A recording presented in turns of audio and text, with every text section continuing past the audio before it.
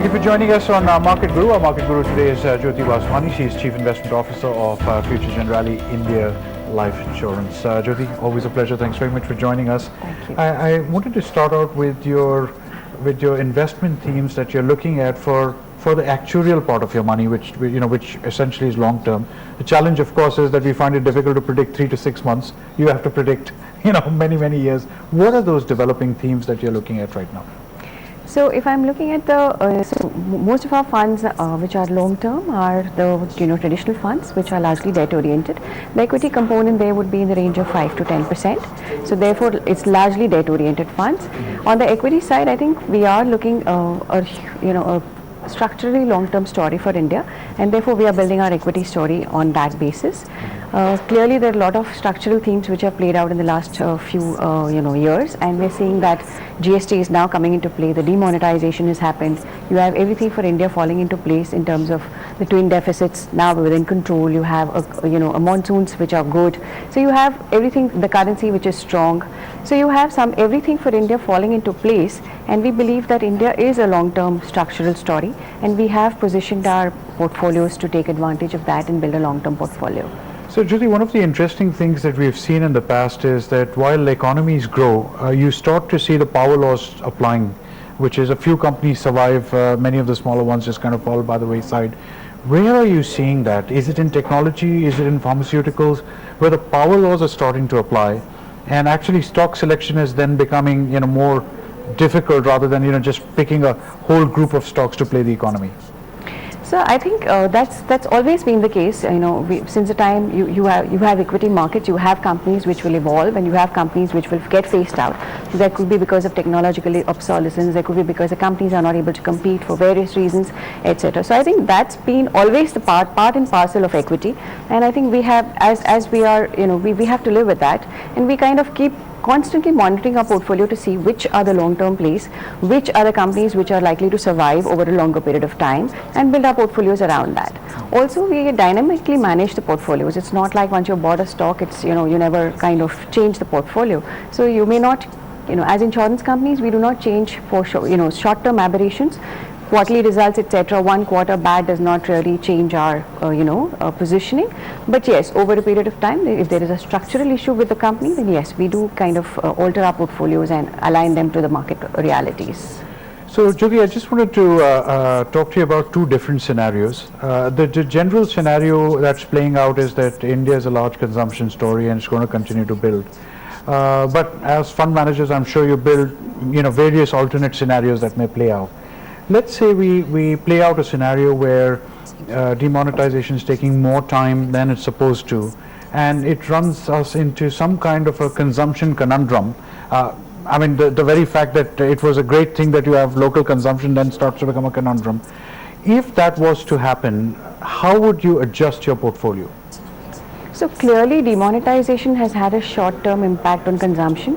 We are largely a cash economy. We have 86 or 85% of our transactions in cash, and clearly such a big structural move will have an impact on consumption. So we are seeing that happening, and we will see the numbers probably reflecting that.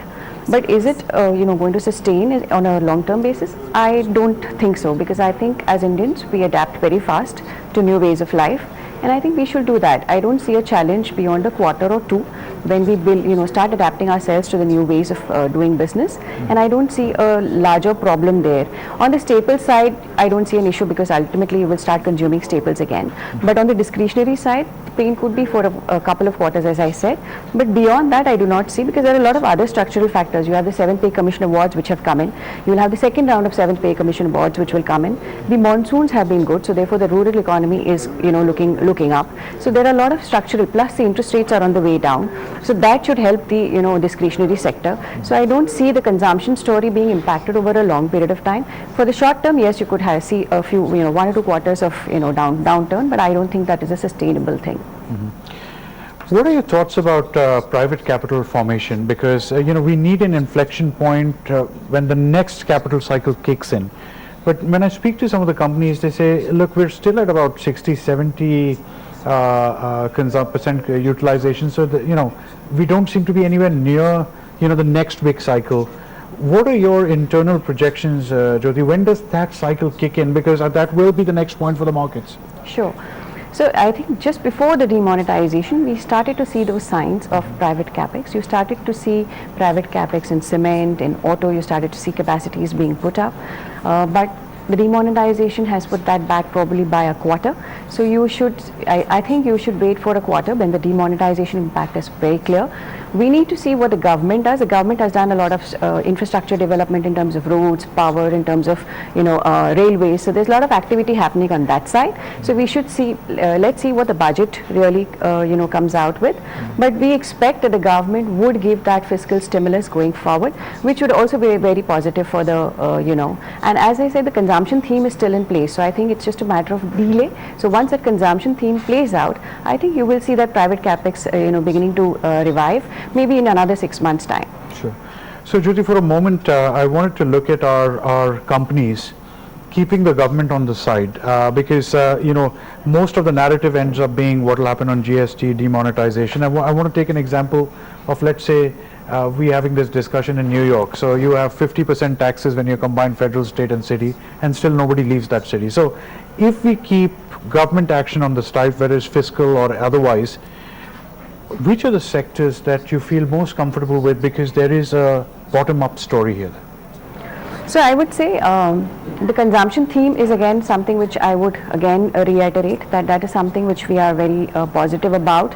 The discretionary consumption story is something which we feel will play out significantly over the next couple of years. Segments like auto, even segments like cement, for example. We just before the demonetization, we saw the demand picking up. We saw decent demand growth. We saw the pricing stability, and we think that it just got pushed back by a little. But I think that demand should revive in a quarter or two as infrastructure theme picks up. And I think we are bullish on the cement sector as well. I also on the the infra space. I think generally we believe that the capex place should be something which we would watch out for, considering that interest rates are where they are, and interest rate sensitives is again another sector which we would play out next year, because we believe that such low interest rates will be very positive for interest rate sensitives. And in a scenario where probably domestically we are having more problems now, we would play the theme of exporters, because I think that's where the entire game, the focus would now shift on till the demonetization, this settles down. So I think that's something which we are looking to play out for the next year. So I wanted to start out with infrastructure, and I usually use the examples of the Bombay airport, Jyoti, and the Delhi airport. Both of them beautiful airports. And yet the companies who run them are actually in a debt trap. So the conundrum here is that here we have a growing economy, great airports, but the guys who built them, so as a shareholder actually I'm really getting shafted.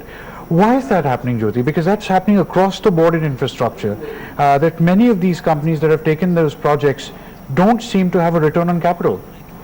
So I think it's a combination of factors.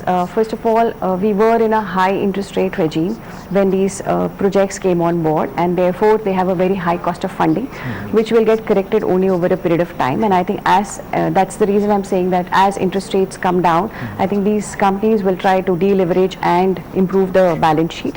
And I think that's something which would play out.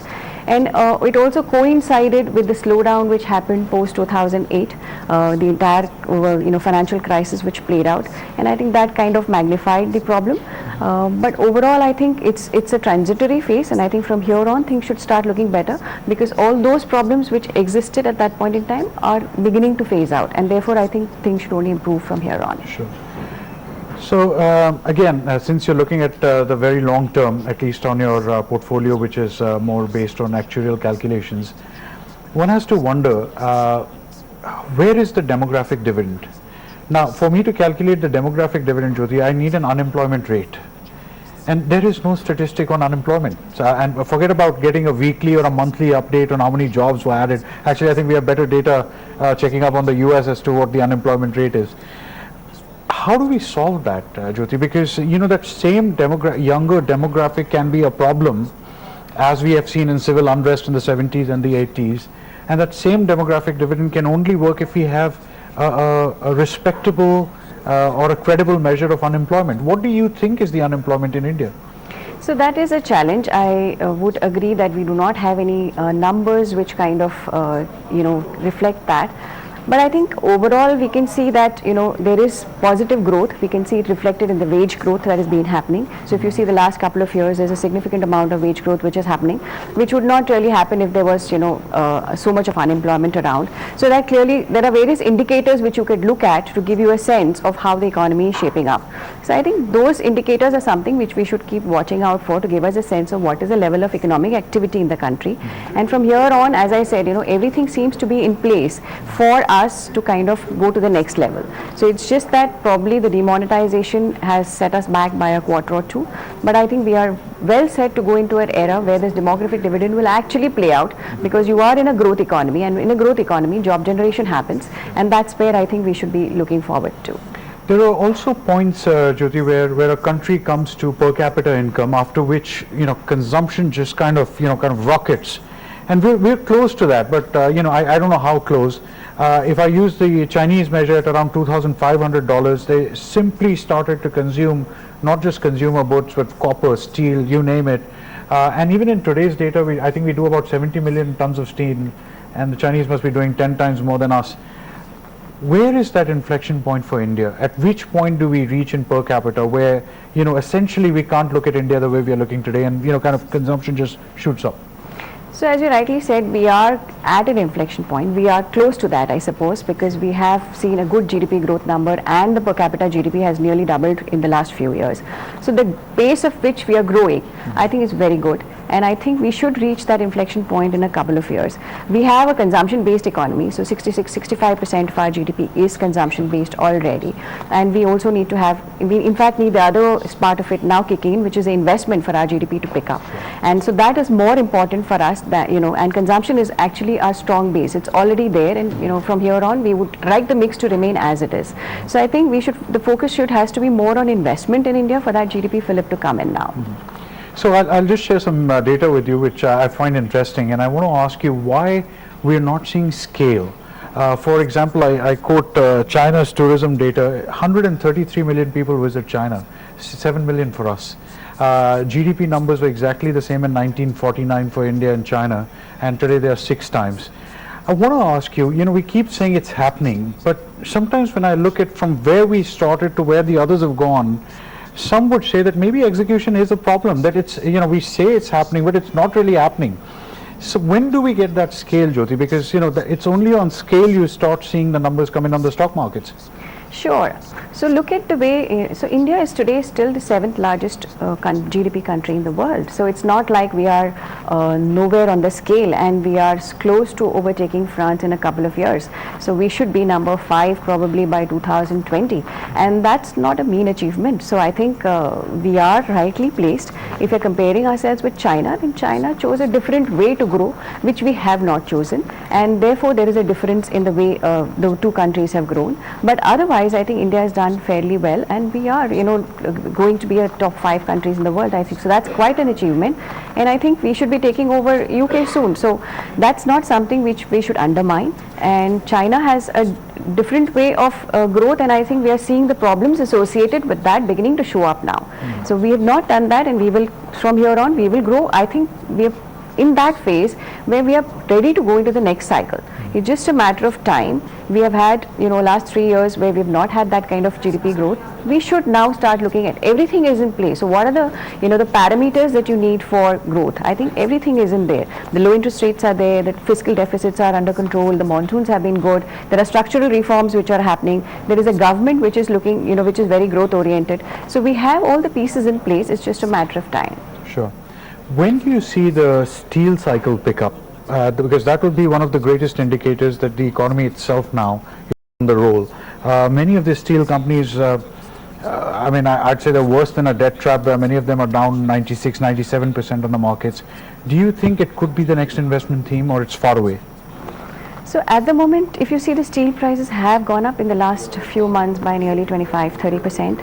A lot of it has also got to do with the raw material prices. The iron ore prices have moved up, the coking coal prices have gone up.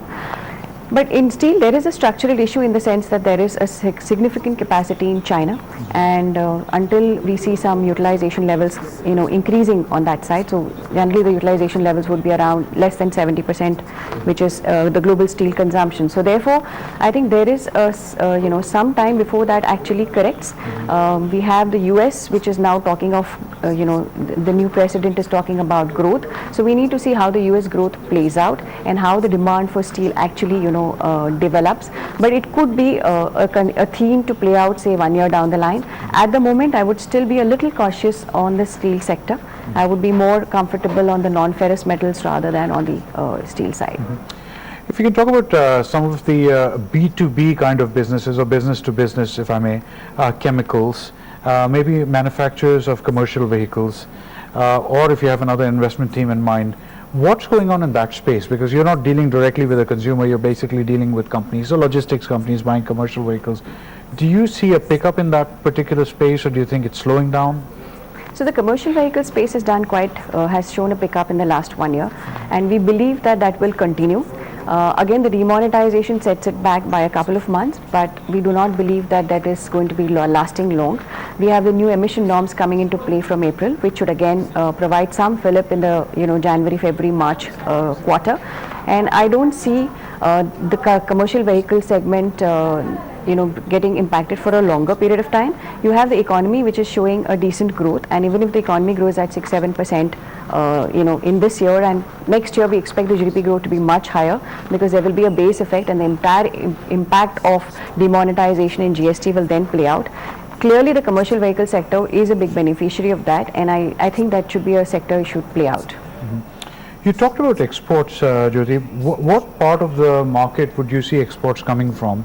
I don't know if software gets counted there, or at some point engineering exports was a big deal, or do you see the more traditional part of exports, which is, are we talking about manufacturing exports or just trading exports? So when I look at exporters, I would also look at pharma. I would also look at IT services. So clearly US is growing well, and therefore the spending there is expected to go up. So therefore we are quite positive on the IT services.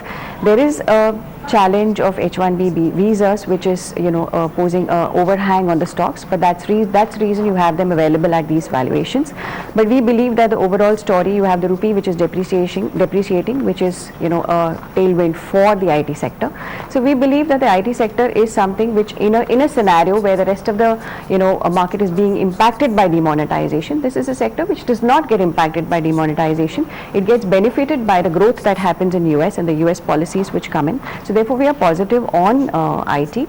Also on the pharma side, I think most of the pain which happened in the last 1 year in terms of the US FDA observations, etc., are now beginning to get cleared, and we find a lot of companies now getting clearances for their facilities. The the problems on generic pricing in US should start getting resolved, and therefore we believe that pharma space is again the rupee would benefit the pharma space as well. So we are more comfortable on the pharma and the IT space in that front. Let's talk about how global factors could influence India's story, if at all. One is what happens if we have a scenario where crude starts to go back to 63 or 70? Most of our imports are non-elastic. Do you think it having a significant impact on the stock markets, or do you think it's something that we can keep on the side? So I think crude has already gone up, and it's touched nearly 60 before correcting back to 55 levels. At a certain point in time, you would find US shale production beginning to show up. So probably there could be a cap at around 65 where these kind of productions would come up. You have Libya, etc., which could still start pumping in some oil. So therefore we believe that oil could be in the range of 55 to 65, and that should not be such a big problem for India. Yes, to a certain extent there is an imported inflation which comes in, but I don't think till 60-65 we are getting into a major issue. There could be some challenges on our current account deficits because of that, but I think it's not a issue as of now which makes me worried that they could have a significant impact on the stock markets, because even on the inflation side, I think the RBI is very focused on core inflation. So therefore that's something which we should not get too worried about at this point in time if crude remains in the range of 55 to 65. How do we look at private sector bank valuations, Jyoti? Because as I've mentioned before, there were only 4 or 5 banking licenses given over 20 years before, Mr. Rajan again opened up the licensing. And these banks became a proxy play on India and became highly crowded trades. Given the new scenario, given the structural change in how people actually deal with a bank, whether it's a teller or what happens, do you think there is a case to be made that banking stock valuations, specifically private banks, just need to be readjusted and they can't continue at those valuations? So the way I look at it, I think private banking space is done really well. They are the consumer-facing banks, and they are, focusing more on the retail side, and therefore they have performed relatively better compared to the PSU peers. And yes, you're right that the competitive space is now looking a little different. But I believe that the bank should be able to evolve, and they will, adapt themselves to the new scenario. And I do not see any reason why the valuation should correct very significantly, because structurally there is the competitive scenario is changing. But I think all banks are competent enough to kind of adapt to the new scenario and adapt their business models accordingly. So we don't see a challenge as of now, which is really showing up as a big challenge in terms of valuations. What happens to IT companies? I mean, Mr. Trump's been saying for the longest time, we want to do stuff here. Some get carried away thinking that if things cannot be done in India, it actually impacts an Infosys or a TCS. But the fact of the matter is that when BPO business moved to Philippines, Infosys and TCS simply became Filipino companies and hired people there.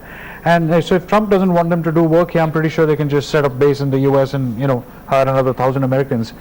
Do you really see any real impact on the big 4, the big 5 as far as technology is concerned next 12, 24 months? Not really, because even if there is a challenge on the H-1B visas, I think it's about the visa costs going up or the wage structures going up. Can US afford that is also another question. Can they have such high wages and competitiveness? So I think that is a challenge, and I'm not sure that what the impact would be so significant, because I think even Mr. Trump realizes that there are challenges in terms of hiring local and the cost impact that it'll have. So I don't think that the IT sector is going to get so impacted. Temporarily there could be some hike in visa cost because he has to be seen to be doing things, which is quite possible, but I don't think that will be such a big impact on the IT sector. Sure. Is there any sector that concerns you, because also portfolio requires continuous balancing and kind of weeding out? Anything particular that you see sectorally where you think the weeding out perhaps needs to be done, even if it's for a short term, just to keep returns stable? So for example, the telecom space, that is a space where we are underweight on, because we believe that the competitive landscape has changed completely and there is pressure on pricing and margins. The entire growth which was coming from data growth, that itself is now looking a little questionable. So therefore we are keeping a neutral stance or underweight stance on telecom sector. We are underweight even also on the power side, because we believe that will take some time for the problems there to get sorted out in terms of land acquisition, in terms of SEB problems, etc.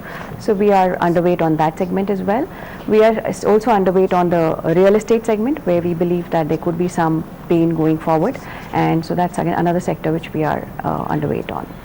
Jyoti, always a pleasure to speak to you. Thanks very much for joining us today. That was Jyoti Vaswani, Chief Investment Officer of Future Generali Life Insurance. On Market Guru, thanks very much for making us a part of your lives. Trending today is coming up in a moment.